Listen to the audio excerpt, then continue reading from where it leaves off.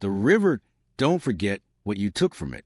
That's what Hector Beaumont's grandfather used to say, standing at the bend in the Combahee River in the early morning, watching the flood tide come in from the sound the way old men watch things they had seen 10,000 times and never stopped finding worth watching. He said the river had a memory longer than any man's, that it kept accounts, that what you changed and it came back to you eventually, maybe not in your lifetime, maybe not in your son's, but eventually in the form of something moving differently than it used to, or something holding where it shouldn't, or something giving way that it always held. Hector was 72 years old. He had been watching the flood tide his whole life. He had worked the same tidal dock on the Combahee River in Culleton County, South Carolina, since he was 34, running a small oyster lease and cast net shrimping operation from the same bend in the river that his grandfather had worked before the Second World War. The dock was the same one his grandfather had built in 1931, repaired twice in 40 years, but never replaced. The piling set at the same angles his grandfather had chosen, because he had watched how the current hit that particular bank in every weather and decided where the dock needed to be. His grandfather had seeded the oyster bed at that bend in 1934. Hector had been tending it, expanding it, harvesting it for 38 years. The oyster rock was not a crop to him.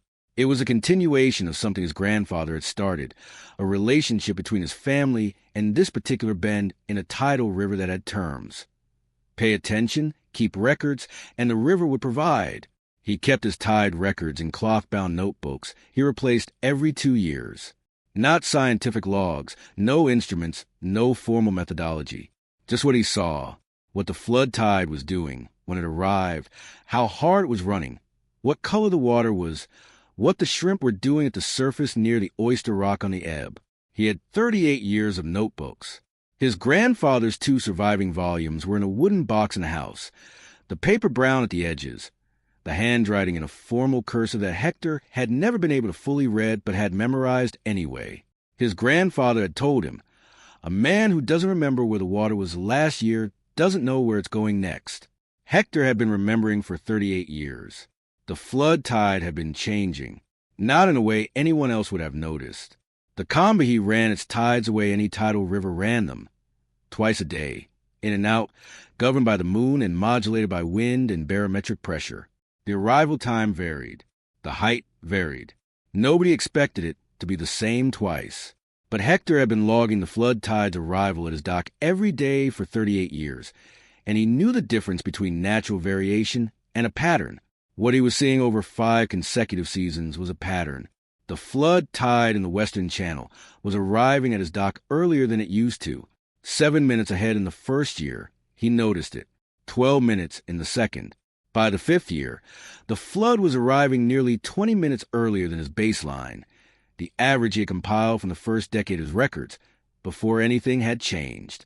20 minutes didn't sound like much. A person who didn't know the flood tide the way Hector knew it might not have thought it worth noting at all. A tide was a tide. It came in, it went out, it varied. That was what tides did. But Hector had been logging the flood's arrival for 38 years, and he knew the difference between variation and a pattern the way a man knows the difference between a stranger's cough and something in his own chest that has been there too long. He wrote it down and said nothing, because he didn't know what it meant yet. His grandfather had always said that the water told you things in the same order. First the fact, then the meaning, then what to do about it. You had to wait for all 3. He waited. In the 4th season of the early flood tide, he noticed the oyster rock. The oyster bed at the bend had been stable since before Hector took it over. His grandfather had seeded the culch, the shell substrate on which oyster spat anchored and grew, at 2 positions on the inner face of the river bend, where the current broke in a particular way that his grandfather had found through decades of watching. The culch had held through storms, through the years when the shrimp didn't run right, through everything the river had sent down from the Piedmont. It was the most reliable thing Hector had ever worked with. In the 4th season of the early flood, he noticed the inner culch was moving, not washing away, not dying, moving. The outer edge of the culch bed, the edge closest to the main channel, was creeping inward, the oysters at the margin showing signs of stress and detachment. Scour.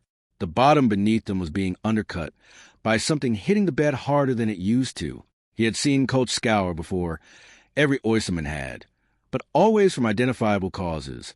Storm surge or a particularly violent current season, or dragging from a careless boat. This was different. This was steady and incremental and coming on the flood. He wrote it in his notebook. He went back through 4 seasons of tide arrival entries and the oyster condition notes he had made alongside them. He could see a correlation that he hadn't been looking for. The tides that ran early were running harder. Not much harder, but the speed of the flood at the bend was increasing with its earliness, and the culch at the outer edge of the bed was being hit by that increased velocity. He didn't know yet why the flood was arriving early and running harder. What he thought about, reading those entries, was the development. The Combahee Riverside development had broken ground 2 years before Hector first noticed the early flood tide. A coastal real estate investment group had purchased 300 acres of tidal marsh and mixed-use waterfront along the river's western bank. Upstream from Hector's dock, the development included a waterfront residential community, a small commercial strip, and a new marina basin dredged into the western channel to accommodate recreational boating. Hector had attended the county planning board hearing when the development was in permit review. He had submitted a written comment, a single page measured in specific, noting that the western channel's flood tide dynamics served a buffer function for the oyster bed downstream, and that any changes to the channel geometry should be assessed for tidal energy effects. The developer's hydrological consultant had said in his response that the Marina Basin's effect on tidal prism was within standard acceptable parameters, and that no significant change in downstream tidal dynamics was anticipated. Hector had read the response and let it go. He didn't have data yet. He had a concern and a history, and a sense that the river kept accounts. None of those things were sufficient for a permit proceeding. He had gone back to work and started paying closer attention to the flood tide. And for 3 more seasons, he had been watching what paying closer attention revealed. He submitted a formal comment to the South Carolina Department of Environmental Control in the spring of the 5th year. He included his tide arrival records, 38 years of daily notations, showing the baseline average and the progressive 5-year deviation. He included his oyster condition notes documenting the coach scour that had developed in the same period. He wrote a cover letter explaining the connection he believed existed between the Marina Basin excavation, the earlier and harder flood tide in the western channel, and the stress on the oyster bed downstream. The department's coastal hydrologist, a methodical man named Dr. Price, called him the following week. He said the tide arrival data was the most interesting part of the comment. He said it was also the most difficult to interpret without knowing the cause of the deviation, because flood tide arrival times were affected by multiple factors, including wind, barometric pressure, seasonal river flow variation, and regional sea level trend, all of which could produce the kind of deviation Hector was documenting. He said the department would flag the comment for the developer's response. The developer's hydrological consultant responded that the Marina Basin's excavation had increased the western channel's cross-sectional area by approximately 9%, which could modestly accelerate flood tide entry, but was within parameters that the environmental review had judged acceptable. He said the oyster bed scour, if real, was more likely attributable to increased recreational boat wake from the marina than to tidal dynamics. Hector read the response carefully. The boat wake explanation was not unreasonable. The marina was new and active, and recreational boats produced turbulence. He had been attributing the scour to the flood tide, but he couldn't rule out the wake hypothesis. He had been wrong before about what was stressing the oysters, had attributed die-off 3 years ago to a red tide event that he later determined had not reached his section of the river. He needed to be honest about the limits of what he could see from his dock. He went back to his notebooks. He was looking for something specific. In the tide arrival entries, he had been recording not just the time, but the surface behavior of the flood at his dock, the way the water looked when it arrived. For the last 4 seasons, he had been noting an increase in what he called surface chop on the flood, a roughness, not wake pattern chop, which was directional and dissipated quickly, a sustained surface texture that lasted through the flood's arrival and ran ahead of any boat traffic. He had noted it without connecting it to anything, because surface chop on a tidal river had a dozen explanations, and he hadn't been looking for one specific explanation. He had just been writing down what he saw. He found it in his notes from the 3rd year. Flood arriving hard tonight. Chop ahead of the tide, running in before the main current. No boats out. Something pushing from upriver. Unusual. He read that entry 4 times. Something pushing from upriver. Not a boat. The flood tide itself, arriving faster and with more energy than it should, producing its own surface turbulence ahead of the main current. He hadn't understood what he was seeing at the time. He understood it now. A flood tide that entered a widened channel moved faster. When it reached a bend in the river, the bend where his oyster bed was, it hit the inner bank with more force than the previous narrower channel flood had carried. The energy was not being absorbed by the buffer of the original channel margin the way it used to be. The Marina basin had removed that buffer. He pulled out his grandfather's 1938 notebook and found the entry his grandfather had written after a private boat slip was dug into the western bank upstream. His grandfather had written, "Flood coming in faster since Hannigan cut that slip. Bank eroding down by the oyster rock. The water, don't forget what you took from it." Hector had read that entry many times over the years. He had read it the way you read something that seems important without knowing why it is important, with the particular attention of a man who has learned that the things worth keeping are sometimes worth keeping for reasons you can't see yet. The slip had been filled eventually. The erosion had stopped. His grandfather had filed it as an observation and moved on, because in 1938 the slip was filled and the problem resolved itself and there was nothing more to say. But the words were there, and the pattern was there, and the Marina basin was not a private boat slip. It was 300 yards of excavated waterfront that no one was going to fill. He called a coastal engineer, a hydrologist named Dr. Simone Arsenault from the Coastal Conservation. League drove out the following Thursday.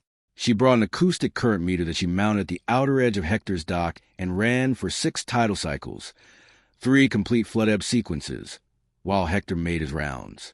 When she pulled her data and analyzed in the truck with a laptop, she was quiet for a long time. Then she said, "The flood velocity at the dock is running about 11% higher than the reference data from the NOAA station 4 miles downstream. That's a significant local acceleration."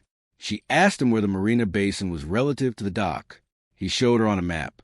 She measured the distance in the channel geometry and said, "The Marina excavation added cross-sectional area to the western channel at a point that acts as an entry funnel for the flood tide.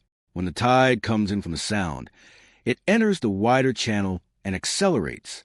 By the time it reaches your bend, it's carrying more energy than the previous channel geometry allowed." Hector said, "My grandfather wrote about something like this in 1938. She asked if he had the notebook. He drove to the house and got it and brought it back and read her the entry. She listened to the whole thing. Then she said, "Has anyone else on the river noticed this?" He said he didn't know. He said he hadn't asked. She filed a formal technical report with the South Carolina Department of Environmental Control 3 weeks later. The report documented the velocity acceleration at the dock, its correlation with the Marina basin excavation's effect on channel cross-section, and the downstream consequences. Culch scour of the oyster bed, measurable bank erosion on the inner bend, and progressive loss of the tidal energy buffer that the original channel geometry had provided. The developer contested the report, not aggressively. The development company was professional, and the finding was being documented by a credentialed scientist with instrument data. But their consultant argued that the velocity increase was modest and that the oyster scour and bank erosion had other plausible explanations. The argument was not unreasonable. It was the kind of argument that required another season of data to resolve. Dr. Arsenault deployed a permanent current meter at Hector's dock and extended the monitoring. The following autumn, during a moderate storm event, not a hurricane, not exceptional, a 40-yard section of the inner bank at the river bend collapsed. The collapse deposited significant sediment across the outer edge of the oyster bed, smothering the culch that had held there since 1934. Hector was at the dock when it happened. He was checking the outer traps in a light rain, the kind of afternoon rain that didn't stop you from working when he heard the sound. Not dramatic, not what you would imagine, just a low, settling sound. And then the bank was different, a section of it gone, the river filling the new space immediately the way water always did. He watched the sediment cloud move toward the oyster bed on the downstream current. He wrote it in his notebook. Bank at the bend went. East edge of culch covered. 2 seasons' growth at least, maybe more. He did not write anything else for 2 days.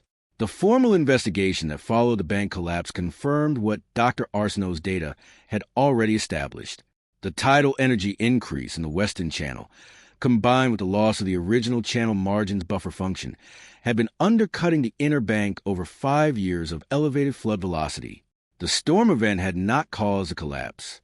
It had revealed the accumulated structural weakness that the velocity increase had produced. The developer's own engineers, reviewing the documentation, did not dispute the mechanism. The Marina basin's effect on the flood tide had been real, and it had been operating on the river bend for 5 years before anyone with instruments had measured it. The remediation plan included the installation of bioengineered riprap on the inner bank to stabilize it against the higher flood velocity, and a partial restoration of the culch bed using shell from a program the state ran for oyster habitat rehabilitation. The developer funded both. It took 2 years. In the second year after the restoration work, the culch that had been smothered began to show new spat, oyster larvae, settling on a rehabilitated substrate the way they always had at this bend in the river. No urgency, no drama. The same patient colonization that Hector's grandfather had set in motion in 1934 when he chose this particular configuration of water and rock and current and decided it was worth seeding. Slow, present, the river providing, the way it provided when you paid attention and kept your accounts. Hector watched it from the dock the way he watched everything, recording what he saw, logging condition, noting the date. He did not celebrate.